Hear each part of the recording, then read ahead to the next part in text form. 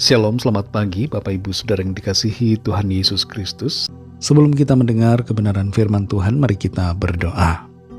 Kami datang di hadirat-Mu ya Bapa, Bapa dalam nama Tuhan Yesus Kristus, mengucap syukur untuk segala berkat kemurahan-Mu. Tuhan sudah menolong kami dan memberikan kami kesempatan di hari baru ini.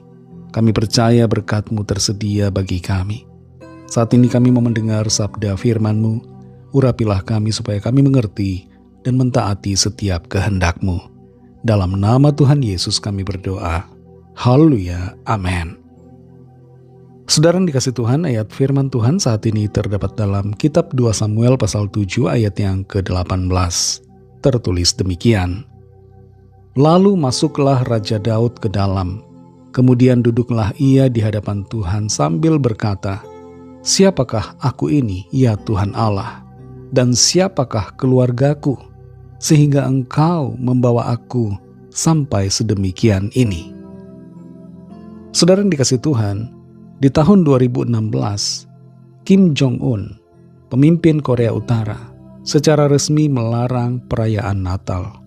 Dan dia menginstruksikan rakyatnya untuk merayakan hari kelahiran neneknya sebagai gantinya. Kim Jong-un tidak mau rakyatnya berfokus dan setia kepada tokoh yang lain, kepada figur yang dianggap bisa mengancam otoritas dan posisi jabatannya. Kim Jong-un ingin agar dirinya saja dan keluarganya yang menjadi pusat perhatian dan target dari kesetiaan rakyatnya. Kekuasaan membuat Kim Jong-un lupa diri, dan dia menjadi pribadi yang selalu haus akan kekuasaan dan perhatian.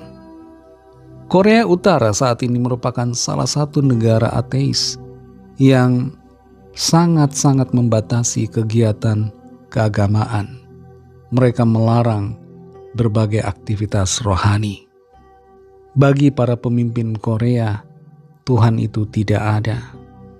Berbeda dengan itu, saudara, Raja Daud menunjukkan sikapnya yang sadar bahwa semua yang ia miliki, semua yang ia dapatkan, semua yang ia raih adalah karena pertolongan Tuhan. Kita perhatikan 2 Samuel 7 ayat 18 ini.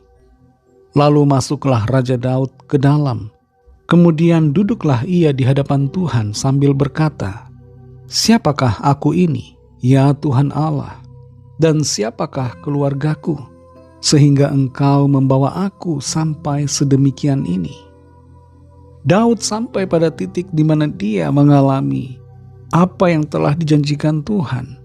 Dia menjadi raja atas seluruh Israel, dan situasi kerajaannya aman, damai. Dan dalam keadaan yang demikian, Daud sadar bahwa itu semua bukan karena dirinya, tapi karena Tuhan. Daud masuk ke dalam kemah tabernakel, dan di situ dia berkata kepada Tuhan, "Siapakah aku ini?" Daud berdoa kepada Tuhan, menyatakan apa yang menjadi isi hatinya. Daud sadar dan merendahkan diri di hadapan Tuhan yang telah menolongnya. Dalam doa, saudara, kita bisa bersikap sombong atau bersikap rendah hati. Kalau orang sombong bisa kelihatan juga dalam doanya.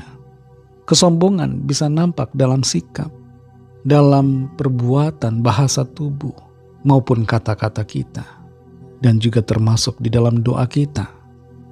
Seorang Farisi yang disebutkan Tuhan Yesus dalam perumpamaannya berdoa dengan penuh kesombongan dan menjelekkan seorang pemungut cukai. Kita perlu mengintrospeksi diri kita, saudara, bagaimana kondisi hati kita. Apakah kita penuh dengan kesombongan, merasa hebat dan merasa bahwa semuanya itu karena kita? Ada seorang raja yang tertulis dalam Kisah Para Rasul 12 ayat 21-23, bernama Herodes. Pada saat itu dia hendak berpidato dengan pakaian kerajaan yang begitu mewah, begitu memukau. Dan Herodes berpidato tanpa memberi hormat kepada Tuhan. Sampai-sampai rakyatnya berkata bahwa ini adalah suara Allah dan bukan suara manusia. Pada saat itu juga Herodes terjatuh dan mati karena ditampar malaikat Tuhan. Saudara yang dikasihi Tuhan, mari miliki hati yang selalu menyadari bahwa segala sesuatu yang kita capai adalah karena Tuhan semata-mata. Rendahkan diri kita di hadapan Tuhan yang berdaulat dan yang berkarya indah di dalam kehidupan kita. Mari kita berdoa.